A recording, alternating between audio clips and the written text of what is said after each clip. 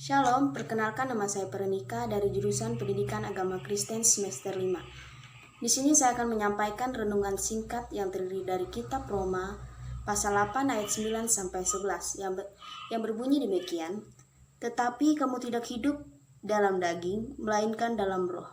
Jika memang roh Allah diam di dalam kamu, tetapi jika orang tidak memiliki Roh Kudus, ia bukan milik Kristus.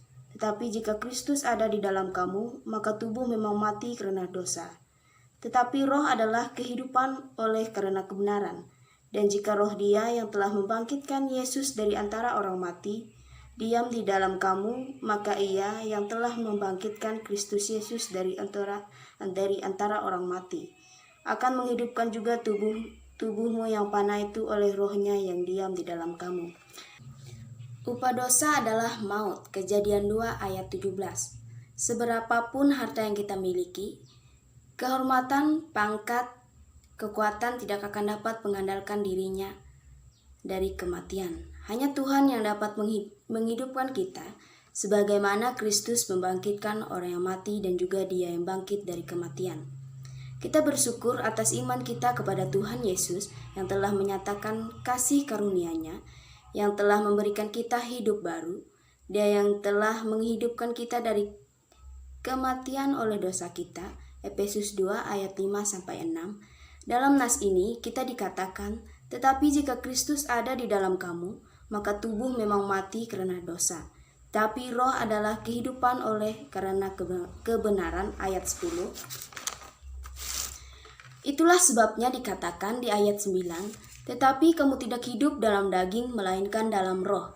Jika memang roh Allah diam di dalam kamu, melalui iman kepada Tuhan Yesus, hidup yang kita jalani bukan lagi hidup oleh karena keinginan daging, tetapi keinginan roh, sebab diri kita menjadi kediaman, rumah Tuhan yang menghidupkan dan memerintah dalam diri kita. Betapa besar dan kayanya karunia Roh Kudus yang kita terima. Efesus 2 ayat 7. Roh Kudus yang memiliki banyak peran dalam kehidupan kita.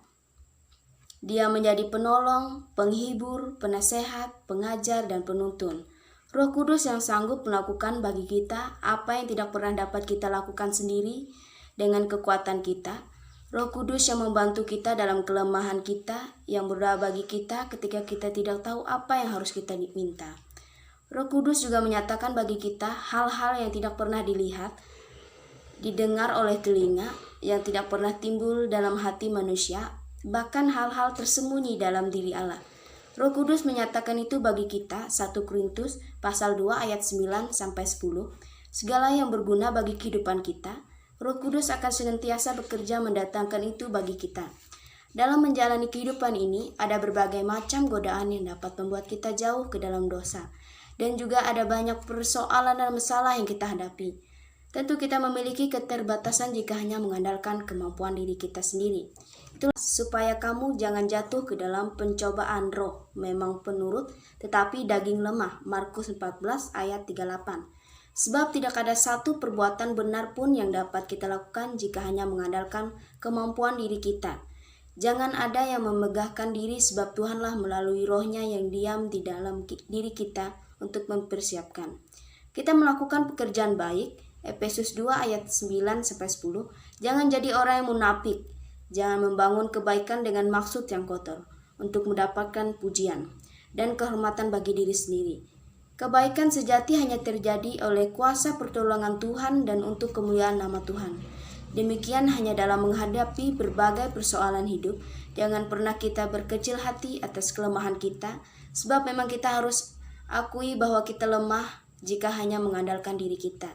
Sebaliknya kita harus berbesar hati sebab kita mau dituntut oleh Roh Tuhan yang memiliki kuasa yang tidak terbatas.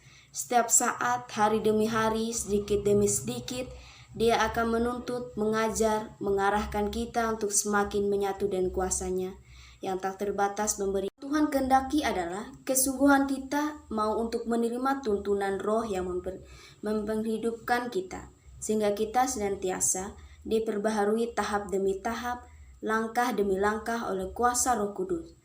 Biarlah Roh Kudus menjadi bagian yang paling intim dalam dirimu dan kita tidak sia-siakan pemberian Tuhan yang berharga ini.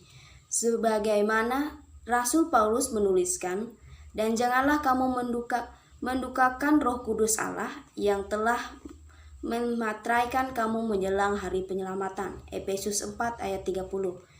Berbahagialah orang yang mendengarkan firman Tuhan serta memeliharanya hari lepas hari. Tuhan Yesus memberkati. Amin.